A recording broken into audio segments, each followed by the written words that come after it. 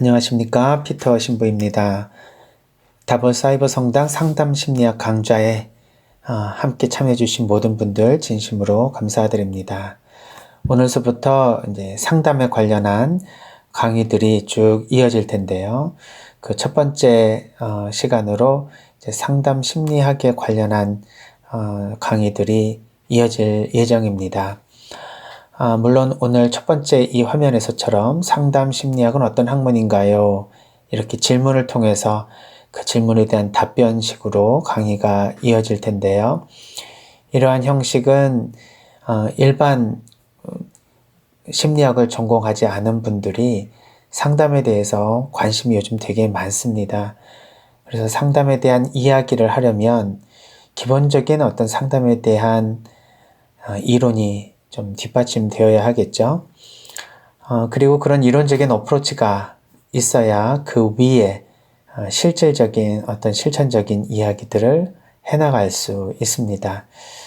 이론적인 기초가 없으면 사실 같이 토론하고 같이 이야기하기가 너무 어렵죠. 그래서 이제 대학원 과정의 어떤 학생들을 대상으로 하는 강의가 아니기 때문에 일반적이고 굉장히 평이하면서도 알기 쉽게 좀 강의를 하려고 노력하겠습니다.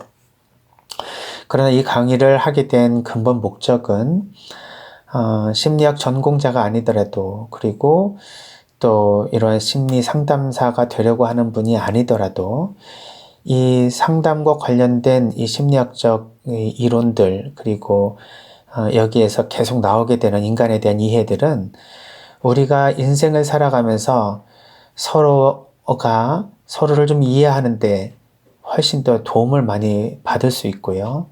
내가 내 자신의 문제를 조금 해결하기 위해서 스스로 내 자신을 이해하고 수용하는 데 큰 도움이 됩니다. 그래서 자기 이해가 쉽게 이어지고, 그리고 타인과의 관계에 대한 이해의 통찰이 넓어지면 우리는 살아가면서 얻게 되는 모든 문제들, 특별히 그 문제들은 전부 대인관계와 연결되어 있는 문제들인데요. 이 문제들에서 내가 문제를 해결할 수 있는 좋은 자원들을 발견해낼 수 있다. 물론 이런 상담 심리학이 그러한 우리 삶의 모든 문제들을 해결해 줄 수 있다는 말은 아닙니다. 사실은 종교와 그리고 문화, 그리고 지금까지 우리 인간이 살아오면서 이루어왔던 모든 정신적인 유산에는 이미 그런 인생의 문제를 해결할 수 있는 지혜가 가득 차 있죠. 그러나 그런 지혜들을 우리가 모아서 엮지 않으면 내 것이 되지 않기 때문에 세상 곳곳에 흩어져 있는 그러한 진리들을 내 방식대로 좀 이해하는 그러한 기술들이 좀 필요합니다. 구슬도 꿰어야 보배라고 하는 말도 있듯이 우리가 좀 더 그 지혜를 내 삶에 적용할 수 있는 그러한 실제적인 지혜로 내가 만날 수 있는 방법이 무엇일까? 가장 우리가 알기 쉽게 우리 인간에 대한 이해를 도와주는 것이 바로 이런 심리학적 인간 이해입니다.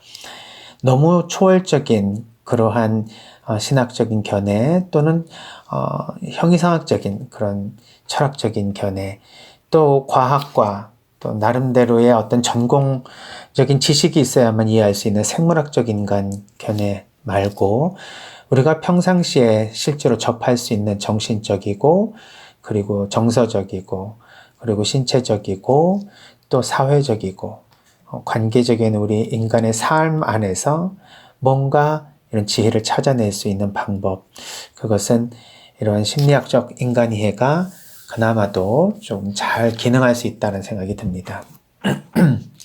그래서 특별히 대학원생들을 위한 그런 전공생들을 위한 강의가 아니라 우리 모든 신자 여러분들, 또 신앙을 갖고 있지 않은 분들, 일반인들 모든 분들에게 열려있는 강의라고 생각을 해서 질문 형식으로 궁금한 내용을 답변하는 방식으로 아마 진행될 것 같습니다.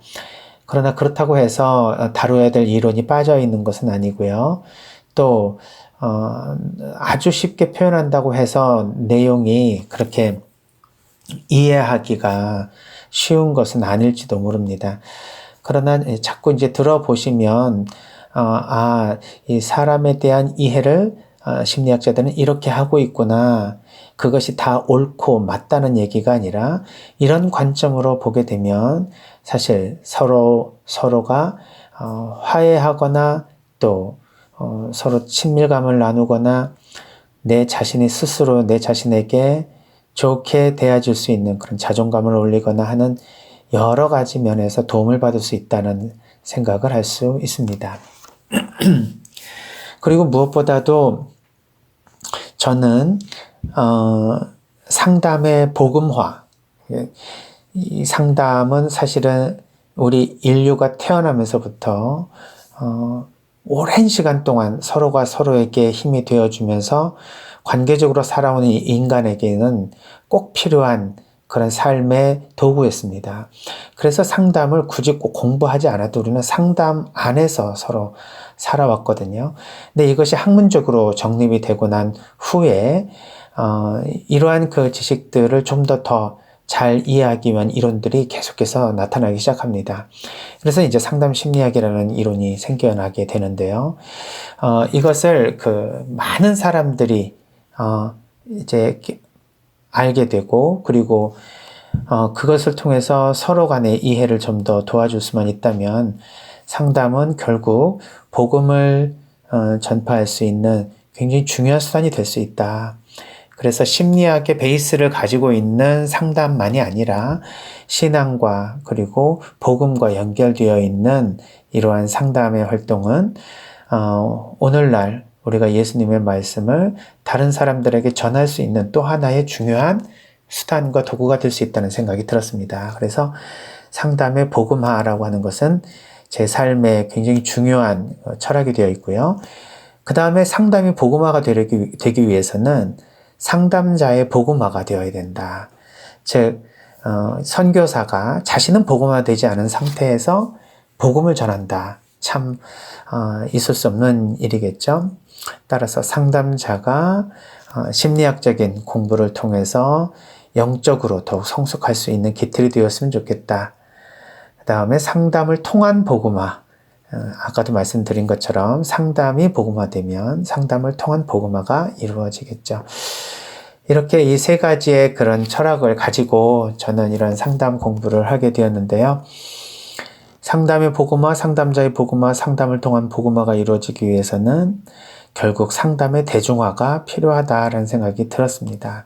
그러니까 상담자의 복음화만이 아니라 일반 모든 사람들의 복음화가 이루어지기 위해서는, 즉 상담을 통한 복음화가 이루어지기 위해서는 상담이 대중적으로 잘 알려져야 된다.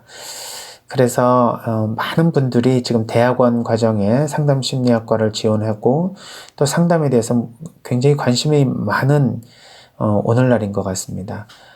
특별히 그러한 대학에서 열려져 있는 그런 강의 말고 이러한 사이버 성당에서 하나의 심리학 강좌가 열린 것은 이런 심리학적인 이해와 더불어 신앙인으로서 그리고 또 종교를 가지고 있는 분들을 포함해서 모든 분들이 그 위에 좀 더 영적이고 초월적이고 그리고 종교적인 그런 인간의 이해까지 통합적으로 이루어 나간다면 더욱 풍성한 상담 심리학이 되지 않을까라는 생각에서 아마 강의 중간중간에 이러한 내용들이 일반 상담 심리학 이론에 더 첨부되어서 나올 것 같습니다. 네, 서론이 되게 길었네요. 그러면 상담 심리학이 어떤 학문인가로부터 먼저 시작을 하도록 하겠습니다. 상담 심리학의 개념은 상담 심리학은 무엇이다라고 하는 정의를 내린 학자들이 굉장히 많죠.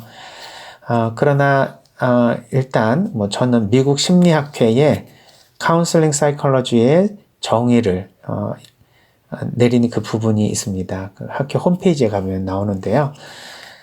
심리학회에서 상담 심리학이 어떤 학문인가를 밝혀내고 있는데 그 요인을 조금 정리해보면 다음과 같습니다. 상담 심리학의 개념을 미국 심리학회의 상담 심리학 정의를 가지고 설명해 보도록 하겠습니다. 일단 첫 번째로는 일반 건강 관련 서비스 제공을 위한 전문 심리학의 한 분야이다. 즉 심리학이라고 하는 영역 안에 여러 분파 심리학들이 있습니다. 발달심리, 학습심리, 임상심리, 조직심리, 산업심리, 뭐 이렇게 여러 심리학들이 있겠죠. 그런 심리학 안에 하나의 분파로 볼 수 있다.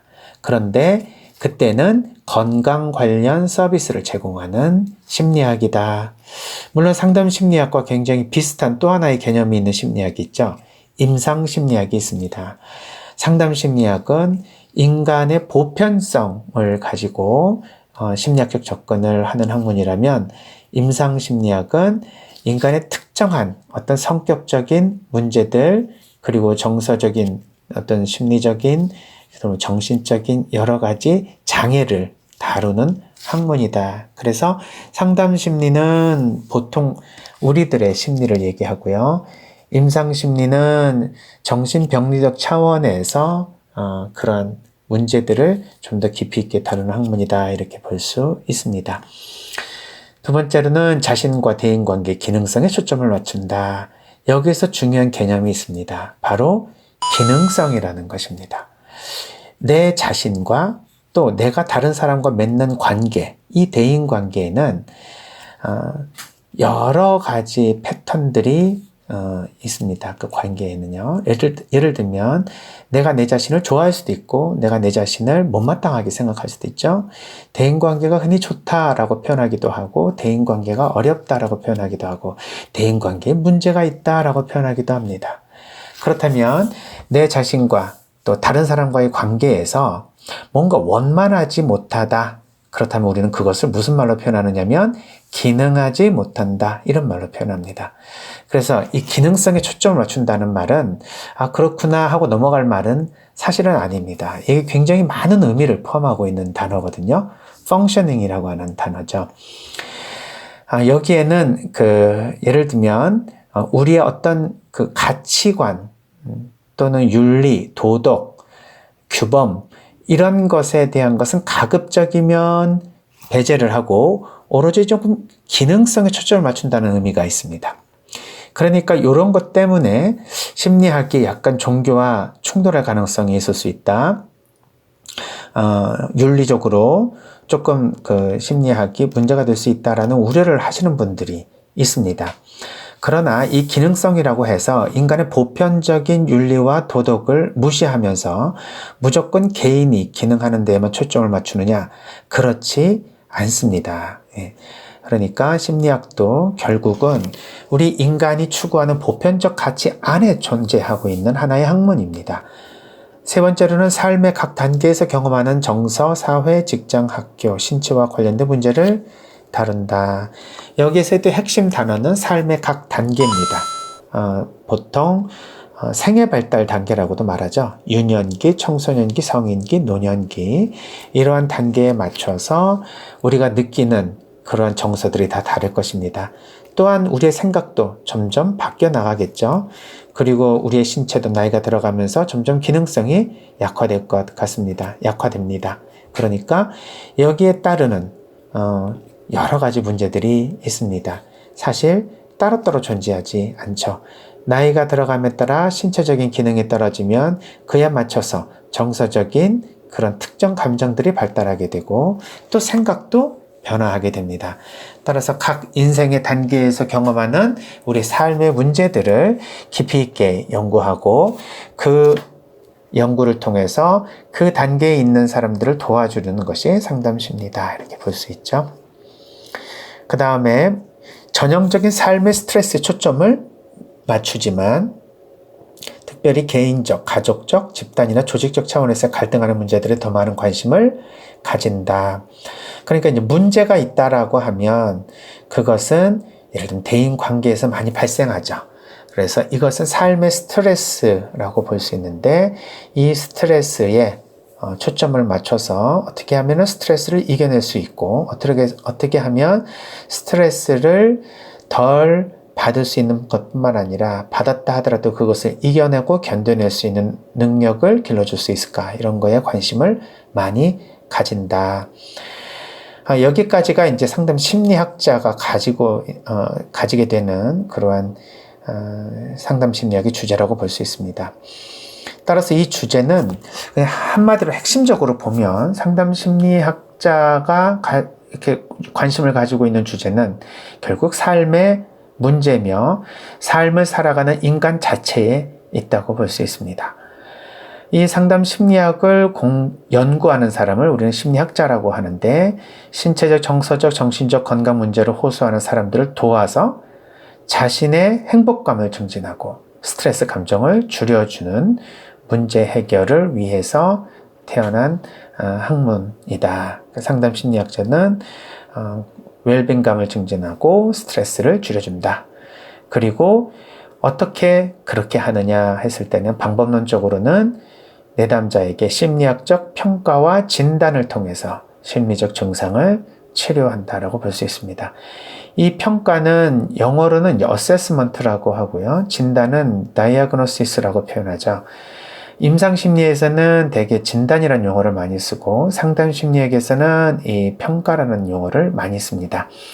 평가는 내담자를 더 잘 이해하기 위한 여러 가지 도구들을 사용해서 내담자를 다각적으로 알아보는 방법입니다. 예를 들면은 우리가 우리 신체 안에 장기가 어떻게 건강한지 아닌지를 평가해 보기 위해서 때로는 엑스레이도 찍어보고 MRI도 찍어보고 또 CT도 찍어보겠죠. 그런 것처럼 우리 심리가 어떻게 건강한가, 우리의 정신이 얼마나 잘 기능하는가, 이것을 우리가 평가하기 위해서는 다양한 렌즈들이 있습니다. 그 렌즈들이 심리 검사와 같은 방식으로 개발되어 있죠. 이것을 통해서 우리는 내담자가 어떤 사람인가 하는 이해를 하게 됩니다. 그러나 진단은 내담자가 어떤 사람인가 하는 것에 대한 이해가 아니라 내담자의 문제가 정확하게 무엇인가 하는 것을 찾아서 평가하는 것을 진단이라고 하죠. 또 특별히 진단이라고 하는 것은 의료적인 용어니까 이 병이 그 약물 치료의 대상이 되느냐, 또 약물 치료를 한다면 보험의 수가를 받을 수 있는 질환이냐, 그런 것을 명확하게 판단하기 위해서 필요로 하는 좀 더 임상적 의미에서의 평가를 말한다.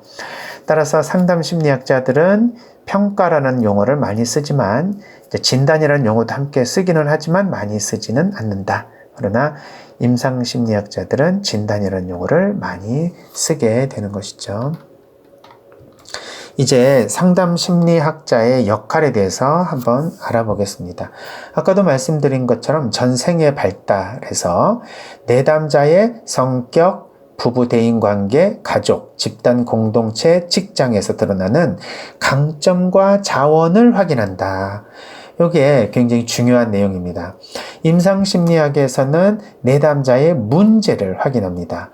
이상한 것이 무엇이냐, 잘못된 것이 무엇이냐, 기능하지 않는 것이 무엇이냐, 질환이 무엇이냐, 성격적 어떤 장애를 가지고 있느냐, 이러한 임상적으로 정신병리적인 측면을 확인하지만 상담심리학자들은 강점 또 장점, 이런 자원들을 확인한다는 것입니다. 이것은 왜 그 강점과 자원을 확인하는가 할 때, 우리 인간이 문제를 해결하기 위해서는 일단 자기가 가지고 있는 자원을 활용해야 합니다. 문제를 해결하는 데 있어서 이 사람이 어떤 장점을 가지고 있고 어떤 강점을 가지고 있는지를 알지 못하면 자기 스스로 그 문제를 해결할 수가 없는 것이죠. 따라서 부부간에도 예를 들면 두 부부가 함께 문제가 있어서 상담실을 찾아왔을 때 남편이 훨씬 더 강점이 많은가, 아니면 아내가 훨씬 더 치료의 자원이 많은가를 봐서 두 분 중에 한 분만이라도 먼저 치료에 응하고 또 적극적으로 그런 부부 관계에 대한 패턴을 변화시키기 위한 노력을 하게 되면 결국 두 사람 모두 관계에 좋은 변화를 이루게 됩니다. 그러니까 부부 상담은 부부가 다 같이 받지 않아도 가능하다는 얘기가 나오게 되겠죠. 한 사람만이라도 조금 더 힘이 있고 조금 더 움직일 수 있고 조금 더 먼저 상대방을 위해서 노력할 수 있다면 분명히 배우자도 거기에 맞춰서 반응하게 되고, 그렇다면 관계는 안 좋은 관계로 계속 패턴화된 문제 양식들이 이제 건강하고 기능하는 방식으로 연결될 수가 있을 것입니다. 그래서 강점과 자원을 확인하는 것이 중요하다. 두 번째로는 환경과 상황의 영향력을 확인합니다. 어떤 문제가 있다고 했을 때 그 문제를 우리가 이해하려면 반드시 그 문제가 어느 상황에서 발생했는지를 알아야 합니다. 예를 들면은 이제 판사님들도요, 죄를 졌다 했을 때 그 죄가 정확하게 무슨 죄냐라는 것도 중요하지만 어떤 상황에서 발생했느냐를 아는 것은 더더군다나 중요하겠죠. 그래서 예를 들면 어쩔 수 없는 상황이었다. 또는 정당방위의 상황이었다. 뭐 이렇게 된다 그러면 큰 죄도 사실 여러 가지의 상황을 놓고 봤을 때 정상 참작이 된다. 그래서 에피케이아라고 하는 상황윤리라는 것이 등장하게 되는 것이죠. 어떤 구체적인 하나의 문제는 그 문제가 일어난 여러 가지 상황과의 상호작용을 통해서 정말 우리가 그것이 무엇인지를 확실히 알 수 있다. 자, 인간에게 있어서도 서로가 가지고 있는 문제들이 있을 것입니다. 그런데 이 문제가 어떤 환경에서 발달했는가, 어떤 상황에서 더 촉진되는가, 이런 것에 대한 영향력을 확인하는 것은 그 문제가 정확하게 무엇인지를 잘 알게 됩니다. 그냥 문제만 보면 알 수 있지 않습니까? 라고 말하지만 참 그것은 그렇게 쉽게 말하기가 어렵죠. 예를 들면 똥이 방 안에 있으면 오물이지만 밭에 있으면 거름이 되는 것처럼 어떤 하나의 문제도 어느 환경에 있느냐에 따라서 문제가 안 될 수도 있고요. 반대로 어떤 문제가 아닌 것도 어떤 상황에 가면 문제가 돼버릴 수가 있습니다. 따라서 그런 배경과 또 구체적인 어떤 사건과의 상호작용이 굉장히 중요하죠. 이것에 대한 깊이 있는 이해를 하게 되는 것이 상담 심리학자입니다. 내담자의 정신적, 심리, 정서적, 신체적, 사회적, 직업적 어려움이나 문제를 확인한다. 아까도 얘기한 것처럼 강점과 자원을 확인했지만 역시 문제도 확인하는데 이때 문제는 심리 내적인 어떤 성격적 문제, 어떤 기질적 문제, 정신적 문제, 이렇게 인간의 내면 안에서의 문제를 파고드는 것이 임상심리라면 상담심리는 좀 더 확장된 그런 관계적인, 사회적인 이러한 삶의 영역까지로 확대된다. 그래서 이제 정신병리적 환경이 아닌 공동체적 환경으로 확장되는 것이 상담심리학자의 역할입니다. 마지막으로 내담자의 문제를 해결하기 위한 전문적 개입을 실행하는 사람들이 상담심리학자다. 전문적 개입이다. 심리치료에 대한 공인된 어떤 프로토콜에 맞춰서 그리고 훈련 방식에 맞춰서 수련한 전문가가 그 상담의 기술과 또는 상담의 기본적인 그 개념화에 맞춰서 상담의 목표와 상담의 전략에 맞춰서 실행하는 전문적인 과정이다. 이렇게 볼 수 있습니다. 마지막으로 상담심리학과 상담학이라고 하는 용어가 같은 거냐, 여기에 대해서 한번 살펴볼 필요가 있는데요. 상담심리학이라는 단어는 counseling psychology라고 표현하고 상담학이라고 하는 말은 아직은 이렇게 영어로 나와 있지 않습니다. 굳이 보면 그냥 학문은 사이언스니까 Science of Counseling이라고 할 수 있지 않을까. 또는 어떤 분들은 카운셀링 플러스 학문을 이야기하는 이제 뒤에 로즈가 붙으면 그 로고스의 그 어원을 가지고 있죠. 그래서 학문이다라는 것인데 결국 그 전미사를 따서 카운슬로지 뭐 이런 식으로 표현하는 게 상담 아니겠는가, 상담학 아니겠는가 이렇게 말씀들 하시지만 사실은 우리나라에서는 이런 상담학이라는 용어가 이제 새로 등장하게 되었습니다. 이 상담 심리학과는 좀 다른 차원에서 뭔가를 강조하기 위해서 생겨난 용어라고 볼 수 있겠죠. 상담은 심리학적 차원이 아닌 다양한 관점으로 확장하려는 목적에 의해서 상담학이라는 과목이 시작이 된다. 그러니까 상담이라고 하는 것은 사실 우리가 아까도 말씀드린 것처럼 인류가 서로가 서로에게 사회적 관계를 통해서 도움을 주고받는 그런 관계들이었는데 이러한 상담에 대한 것을 꼭 심리학에서만 다뤄야 되느냐, 꼭 심리학적 관점에서만 다뤄야 되느냐, 그렇지 않다. 여러 학문들의 다양한 관점에서 상담을 조망해야 된다. 그 다양한 관점으로 더 확장된 개념이 결국 상담학이다, 이렇게 말을 하는 것이죠. 상담심리학은 심리학의 한 분과로서 심리학의 기본 가정 틀을 벗어나기 어려운 한계를 지니죠. 심리학적 기초를 가진 심리치료보다 상담 훨씬 더 포괄적 학문의 도움을 받아야 한다는 관점이 숨어 있습니다. 즉, 상담심리학이라는 것보다는 상담학이라고 한다면은 훨씬 더 심리학적 기초 외에도 더 많은 다른 도움을 받을 수 있는 가능성들이 있겠죠. 예를 들면 교육학, 가족학, 아동학, 복지학, 신학, 철학 등 다양한 관련 학문의 도움을 받을 수 있다고 보는 겁니다. 최근에는 이제 철학적 상담이라는 것도 생겨나게 됐죠. 물론 상담 심리학 안에 실존주의 심리학이라는 것이 있습니다. 그래서 인생의 의미를 찾아주는 상담적 접근을 통해서 실존적 불안을 다루는 심리치료적인 기법인데요. 그럼에도 불구하고 심리학적 그런 기반을 두고 있는 것이죠. 그러나 이러한 그 철학적 상담은 인생 자체에 대해서 우리가 가지고 있는 철학적 질문에 대한 해답을 추구하는 과정에서 우리의 심리적인 안정과 실제로 영적인 안정도 추구할 수 있다. 그래서 이제 철학적 상담이라는 것도 또 새롭게 개발되고 있습니다. 이렇듯 상담이라고 하는 것은 다양한 관련 학문들이 서로 협업을 해서 이루어지는 그러한 학문이라고 볼 수 있습니다. 네, 오늘 첫 번째 상담심리 강좌로 상담심리학은 어떤 학문인가요? 라는 질문을 가지고 시작해 봤습니다. 상담심리학의 개념에 대해서, 그리고 상담심리학자의 역할에 대해서, 그리고 상담심리학과 상담학은 어떤 차이가 있는지에 대해서 간략하게 알아봤는데요. 이 상담학과 또 상담심리학에 대한 얘기 조금 더 남아있는데 이것은 다음 시간에 연결해서 마지막 말씀을 드리고, 그리고 다음 질문으로 넘어가서 계속 과목을 이어가도록 하겠습니다. 오늘 첫 시간인데 들어주신 모든 분들께 진심으로 감사드리고요.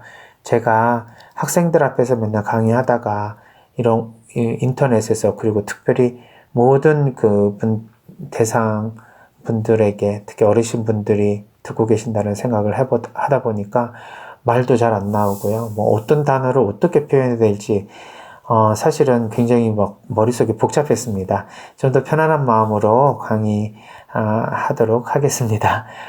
이렇게 편안하게 들어주시리라 생각하고 진심으로 감사드립니다. 다음 시간에 뵙겠습니다. 안녕히 계십시오.